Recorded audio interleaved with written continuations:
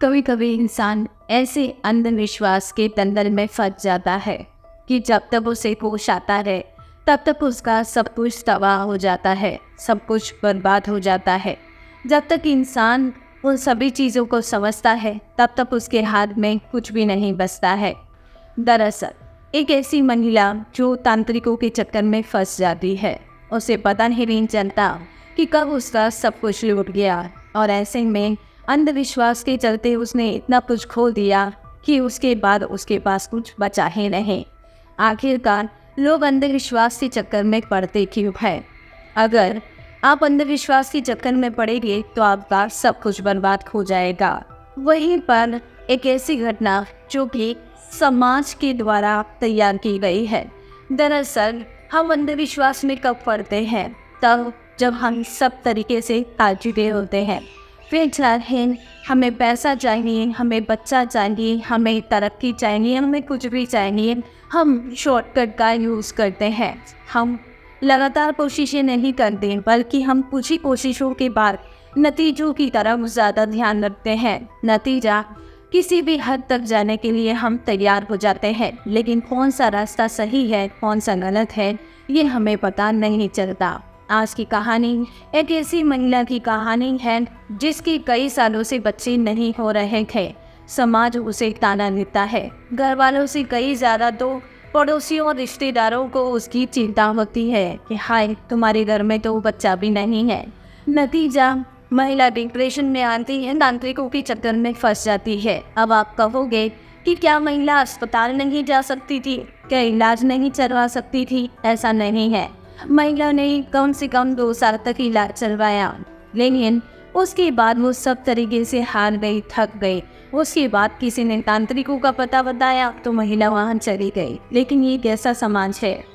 हर किसी को अपना ही खून चाहिए। किसी बेसहारा अनाथ या किसी ऐसे गरीब ज़रूरतमंद को गोद लेकर उसकी ज़िंदगी संवारने का काम कोई नहीं करता। हम विदेशों की बात करेंगे तो विदेशों में तो लोग ज़्यादातर अनाथ बच्चों को गोद ले लेते हैं। वैसे साइंस बहुत डेवलप्ड हो चुका है। सैरोगेसी से लेकर IVF बहुत सारी तकनीक है, लेकिन कभी कभी किसी के ऊपर ये तकनीकें भी काम नहीं आती। तो ऐसे में लोग जो है वो झाड़ू, टोना, टोटका, ओझा, बाबा, इन सभी के बारे में बात करते हैं। आज की कहानी भी बस एक ऐसी महिला की है जो बच्चे की चाहत में बर्बाद हो जाती है, और जब उसके पति को पता चलता है तो तुरंत बच्चे के लिए जो है वो खाने में चले जाते हैं। पुलिस भी इस मामले को काफ़ी गंभीरता से लेती है और एक ऐसे रैकेट का भंडाफोड़ करती है जो कई जिंदगियां बर्बाद कर चुका था। आज की कहानी को शुरू करने से पहले आप सभी से रिक्वेस्ट है कि आप चैनल को ज़्यादा से ज़्यादा सब्सक्राइब करें, वीडियो को ज़्यादा से ज़्यादा शेयर करें और सपोर्ट ज़रूर करें, क्योंकि आपका एक लाइक, एक सब्सक्राइब जो है वो हमें काफ़ी हौसला देता है। चलिए शुरू करते हैं एक ऐसी कहानी जो कि आपकी भी आंखें खोल देगी। और अगर आप लोग भी अपने आसपास ऐसी घटना देखें तो तुरंत सचेत हो जाए। दरअसल आप सभी को पता है यूपी में एक जगह है बनारस। बनारस किसी पहचान का मोहताज नहीं है। बनारस काशी विश्वनाथ के लिए जाना जाता है। बनारस से गंगा घाट है, कई सारे घाट है, और बनारस में जो है लाखों पब्लिक आती है। कई घाटों के बीच में कई सारे लोग आते हैं, कई विदेशी आते हैं, कई सारे शमशान घाट भी हैं। दरअसल ये कहानी शुरू होती है एक शमशान घाट से, क्योंकि आपको पता है बनारस यानी गंगा के किनारे हजारों पंडित, तांत्रिक से लेकर हर तरीके का इंसान मौजूद है, जो टोना टोटका भी करता है, जो तंत्र भी करता है, जो भस्म भी रमाता है। अब ऐसे में जहाँ बनारस की बात करें तो गंगा के किनारे कई सारी चीज़ें भी होती है। अब ऐसे में आज की कहानी की शुरुआत होती है इन छोटे से परिवार से। पति का नाम है राघव और पत्नी का नाम है गरिमा। राघव और गरिमा दोनों काफ़ी मेहनती हैं। उनका परिवार काफ़ी खुशहाल है। दोनों ही अपने परिवार का बहुत अच्छे से ध्यान रखते हैं। समय के अनुसार राघव और गरिमा के 2 बेटे होते हैं। राघव और गरिमा अपने बच्चों से बहुत ज़्यादा प्यार करते हैं। वो बच्चों की पढ़ाई से लेकर उनकी देखभाल भी अपने अनुसार बहुत अच्छी करते हैं, बच्चों को अच्छा जीवन भी देते हैं। उनकी पूरी कोशिश होती है कि उनसे जितना बन पड़े वो बच्चों के लिए करे। अब समय बीतता है और गरिमा और राघव के दोनों बच्चे बड़े होने लगते हैं। बच्चे बड़े हो जाते हैं। इसी दौरान उनका बड़ा बेटा, जिसका नाम था अरविंद, वहीं पर बनारस में रह रहे एक परिवार जो कि उनका परिचित ही था, अपनी बेटी का रिश्ता जो है अरविंद के लिए लेकर आते हैं।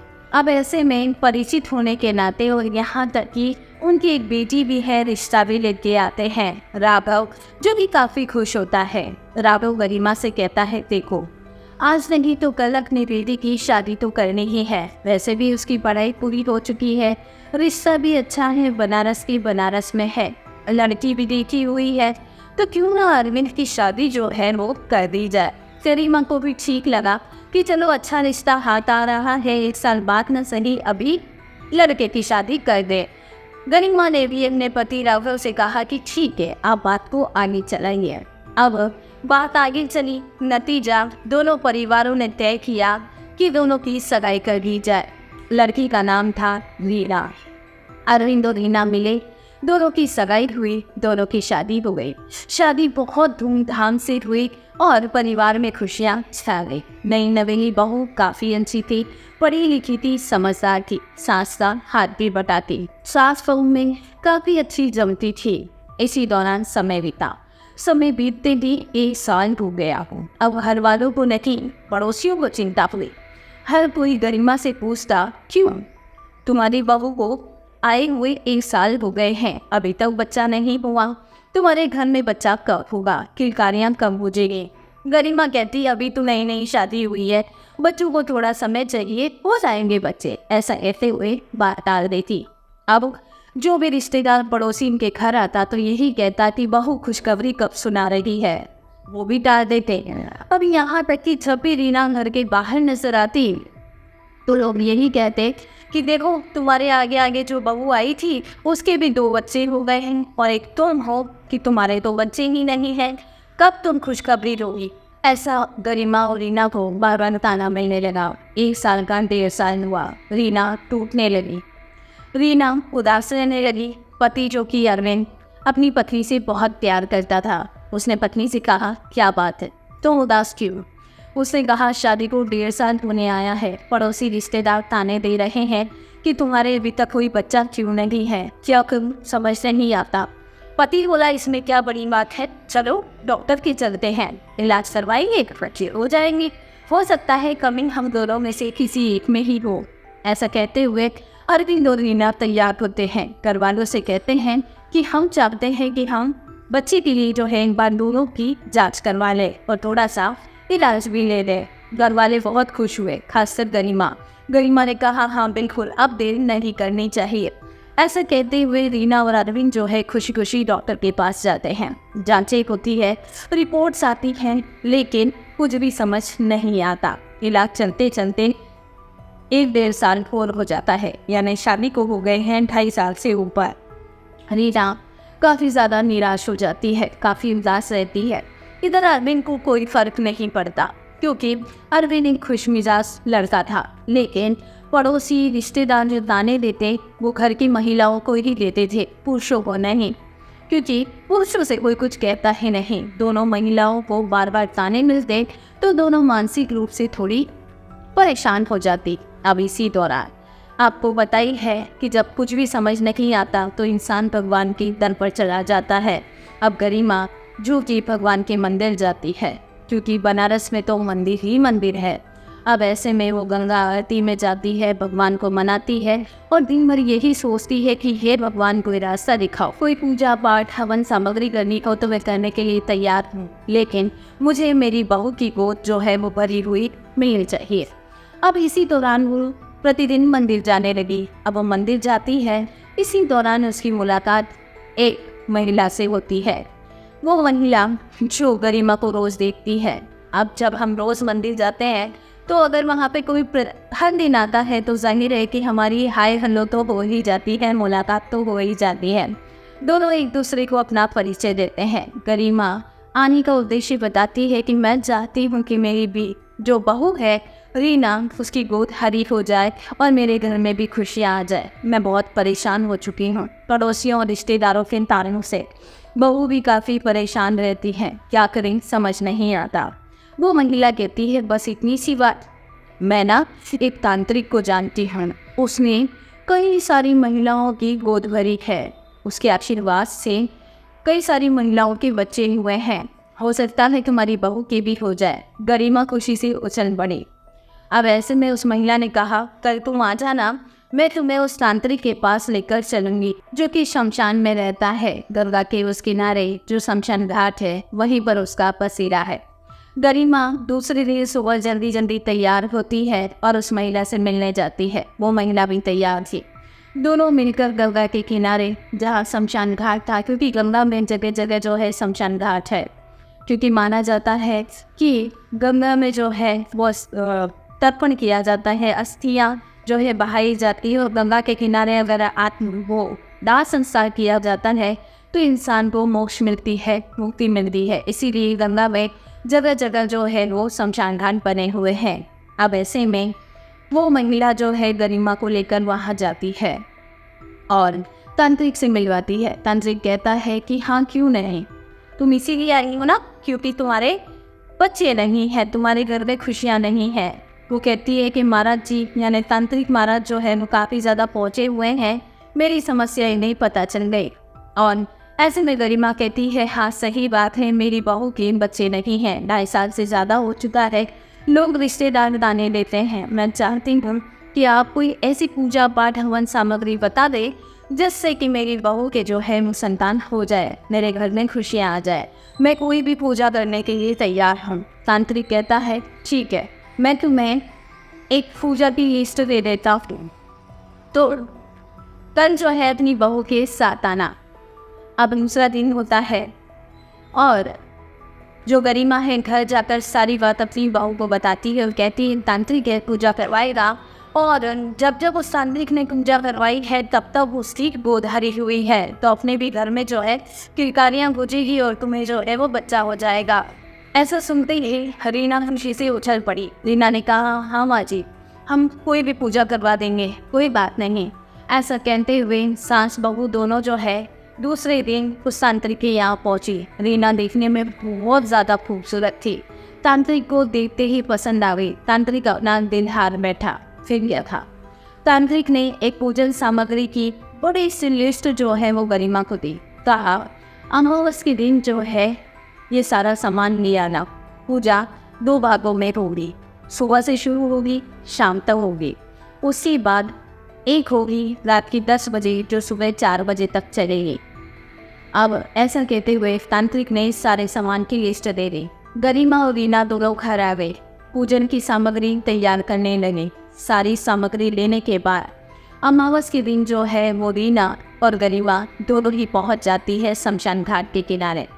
तांत्रिक कहता है देखो, पहली पूजा जब होगी सुबह तो वो चलेगी काफ़ी लंबी, उसमें तुम रह सकती हो, लेकिन जो रात को पूजा शुरू होगी उसमें मैंने और रीना के अलावा कोई भी यहाँ नहीं होना चाहिए, क्योंकि जो देवता है वो ज़मीन पे उतरेंगे। ऐसे में कोई तीसरा अगर होगा तो पूजा खंडित हो जाएगी। तो तुम्हें जो है वो उस किनारे जो है वो इंतज़ार करना होगा जब तक कि सुबह की 4 ना बज जाए। ऐसा कहा। गरिमा को विश्वास था, पूजा पाठ करती थी, उसके मन में कोई गलत विचार नहीं आया। उसने कहा ठीक है, जैसा तांत्रिक महाराज कहते हैं वैसा ठीक है। दिन भर पूजा चली, उसने स्वांग रचा, स्वाहा स्वाहा किया। शाम हुई और उसने गरिमा से कहा कि अब तुम जाओ, उस छोर पर इंतज़ार करना, तुम्हारी बहू तुम्हें वहीं आकर मिलेगी। ऐसा कहते हुए गरिमा वहाँ से चली गई। इधर तांत्रिक ने गरिमा और रीना को एक जगह से अलग कर दिया और उसके बाद रीना से कहा कि चलो हमें और उस पार जाना है। ऐसा कहते हुए वो उसे एक सुनसान जगह पर ले गया, नदी के किनारे। वहाँ ले जाने के बाद उसने पूजन सामग्री रखी, चारों तरफ आग लगाई। आग लगाकर उसने कुछ पूजन विधि ज़रूर की। पूजन विधि करने के साथ साथ वो अपने शरीर के एक एक कपड़े को उतारने लगा। वो पूरी तरीके से अपने शरीर के सारे कपड़े उतार चुका था, पूरी तरीके से वो नंगा हो चुका था। उसके बाद उसने जो कहते हैं राख या भस्म, वो अपने पूरे शरीर पर भस्म लगाई और बिल्कुल भस्म की वजह से और आग में वो नाचता हुआ आग के चारों तरफ नाचने लगा। नाचते नाचते वो कुछ मंत्र बोलने लगा, जोर जोर से चिल्लाने लगा। उसके बाद उसने गरिमा से कहा कि गरिमा, अब तो भी एक एक कर अपने सारे कपड़े उतार दो। अब ऐसे में गरिमा थोड़ा सफ पका गई, अब क्या करती। अब ऐसे में उसने फिर कहा, गरिमा पूजा बहुत ज़्यादा ज़रूरी है, आज अमावस है।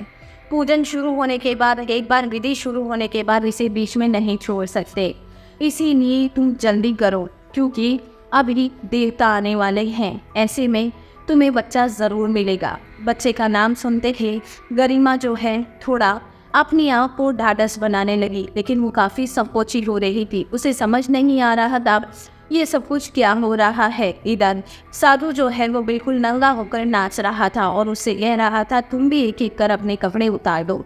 इतने में साधु ने कहा, एक काम करो, तो अपनी आंख पर एक पट्टी बांध दो, उसके बाद तुम अपने एक एक कर सारे कपड़े उतार देना। उसके बाद जब मैं पूजा करूँगा तो आसमान से जो है अचानक से देव उतरेंगे और वो तुम्हारे साथ संबंध बनाएंगे, तुम्हारे साथ संभोग करेंगे और उसके बाद जो है तुम्हें संतान हो जाएगी। रीना को ये बात थोड़ी समझ नहीं आई, लेकिन बच्चे के लिए रीना कुछ भी करने के लिए तैयार थी। रीना ने आंखों पर पट्टी बांधी, एक एक कर अपने सारे कपड़े उतार दिए। जैसे ही उसने सारे कपड़े उतारे, उस तांत्रिक ने उसे देखा। उसके बाद वो रीना पर झपट पड़ा। उसने रीना से पहले ही कहा था कि ऊपर से देवता उतरेंगे, देव उतरेंगे और वो तुम्हारे साथ रिलेशनशिप में आएंगे, यानी कि तुम्हारे साथ जो है वो संबंध बनाएंगे। ऐसे में वो रीना के ऊपर झपट पड़ा और रीना के साथ बार बार लगातार 5 से 6 घंटे तक बलात्कार करता रहा। रीना मन ही मन सोचती रही कि देवता उतरे हैं और उसके साथ ये सब कुछ कर रहे हैं जिससे कि उसे संतान होगी। जैसे ही 5-6 घंटे बीते, सुबह के भोर होने वाली थी, 4 बजे का समय था, हल्का हल्का उजाला होने वाला था। ऐसे में वो उठा, उसने रीना से कहा, पूजा समाप्त तो हो चुकी है, तुम एक एक कर अपने कपड़े पहन लो। रीना ने पट्टी खोली, अपने कपड़े पहने, लेकिन पता नहीं क्यों रीना को ऐसा लगा जैसे उसका गैंग रेप हुआ हो। रीना चल भी नहीं पा रही थी, उसे समझ ही नहीं आ रहा था कि उसके साथ हुआ क्या है, क्योंकि जो तांत्रिक था उसने तो ये कहा था कि देवता उतरेंगे, तुम्हारे साथ संबंध बनाएंगे, लेकिन उसे ऐसा लगा जैसे कई लोगों ने उसके साथ रेप किया है, बलात्कार किया है। रीना की हालत काफ़ी ख़राब थी। रीना समझ ही नहीं पा रही थी कि तांत्रिक ने उसके साथ किया है या सच में कोई देवता उतरे हैं। उसने जैसे तैसे कपड़े पहने, चल भी नहीं पा रही थी। अब रीना जो है वो दूसरे छोर पर उसकी सास थी, वहाँ जाती है। सास रीना से पूछती है, पूजा कैसी हुई? वो कहती है ठीक हुई। अब ऐसे में वो कुछ भी नहीं बताती है। घर आने के बाद रीना काफ़ी ज़्यादा टेंशन में होती है, वो समझ ही नहीं पा रही थी उसके साथ क्या हुआ। बस रीना को इतना पता था कि उसका बलात्कार हुआ है। अब वो काफ़ी गुमसुम रहने लगी, उदास रहने लगी, दिन भर सोचने लगी, खाना पानी छोड़ दिया। ये बात अरविंद को थोड़ी अच्छी नहीं लगी। उसने अपनी पत्नी रीना से पूछा, रीना क्या बात है, काफ़ी समय से तुम्हें देख रहा हूँ कि चिंता में खोई हो, ना हंसती हो ना बोलती हो, दिन भर टेंशन में रहती हो, कोई बात है मुझे बताओ, मैं हर समस्या का समाधान करूँगा। रीना कहती है रोते हुए, बच्चे की खातिर मुझे क्या क्या करना पड़ेगा, किन किन तांत्रिकों से मिलना पड़ेगा, पहले ही इलाज करवा कर मैं परेशान हो गई, अब मैं तांत्रिकों के चक्कर में फंस गई। अरविंद को झटका लगा। अरविंद ने कहा क्या बात है, मुझे सारी बात बताओ।